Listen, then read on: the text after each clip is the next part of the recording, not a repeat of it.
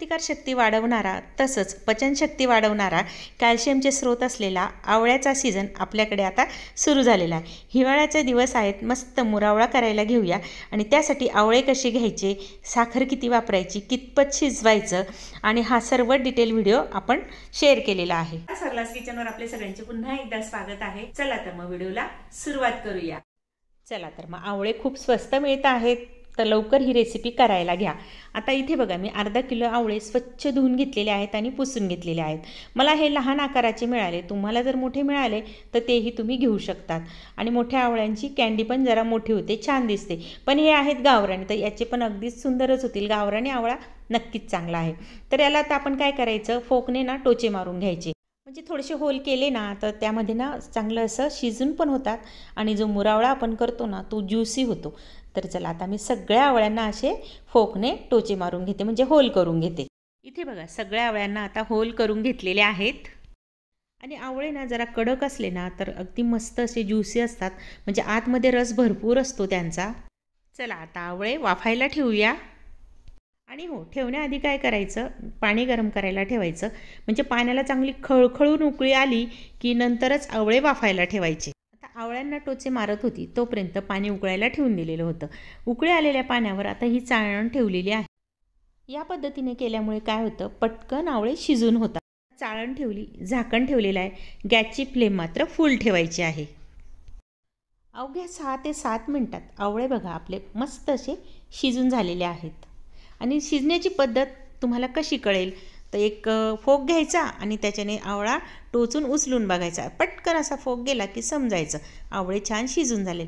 शिजलेले आवळे आता या कढईमध्ये मी घालून घेतलेले आहेत। जाडबुडाची कढई घ्या, म्हणजे खाली लागणार नाही। सुरुवातीपासून गॅसची फ्लेम थोडीशी मंद आचेवर ठेवायची आणि नंतर मात्र वाढवायची आहे, ती केव्हा मी पुढे तुम्हाला सांगते।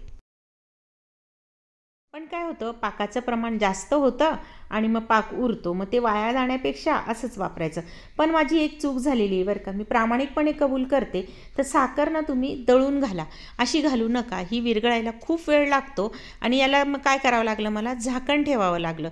3-4 मिनटे चांगले मिक्स केली आणि झाकण ठेवलं। झाकण 2 ते 3 मिनटं ठेवलं, लगेचच साखर बघा छान अशी विरघळून गेलेली आहे। आणि बघा आता मस्त अशी पाक तयार होतोय त्याचा। आणि कसं आहे, आता सांगून दिलं ना तर त्यामुळे काय होईल, तुम्हालाही वापरायला सोयीचं जाईल आणि करायला सोयीचं जाईल। तर गॅसची फ्लेम मी मध्ये थोडीशी वाढवली आणि नंतर म्हणजे जेव्हा मी झाकण काढलं ना तेव्हा मात्र वाढवली होती आणि आता मात्र पुन्हा मंद आचेवर केलेलं आहे। चला आता पाक कसा तयार झालेला आहे ते बघून घेऊया। आता बघा, आपण असा बोटात धरला की पटकन हा ताड तुटला की समजायचा आता हे आपला मुरावळा तयार झालेला आहे। गॅस लगेच बंद करायचा आणि आता वरून वेलची पूड घालायची। वेलची पूड मी इथे अर्धा चमचा घातलेली आहे आणि मस्त असं मिक्स केलेलं आहे, बघू शकता।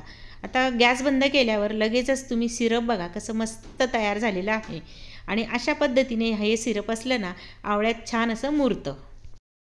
आता याला आपण गार करायला ठेवणार आहोत, पूर्ण अगदी गार होईस्तोवर याला ठेवायचं आणि नंतर याला आपण बरणीत भरायचं आहे। मुरावळा आता गार झालेला आहे, अगदी गार होऊ द्यायचा। पूर्णपणे गार झाल्यावर, म्हणजे जर तुम्ही रात्री केलं असेल तर सकाळी बरणीत भरलं चालेल, म्हणजे पूर्णपणे गार होईल। चला आता हा रसरशीत मुरावळा बरणीमध्ये भरायला तयार झालेला आहे। पण त्याआधी काळजी घ्यायची आहे, बघू शकता किती मस्त असं झालेलं आहे ना, असे तार पण तुटतात आणि पातळ पण आहे।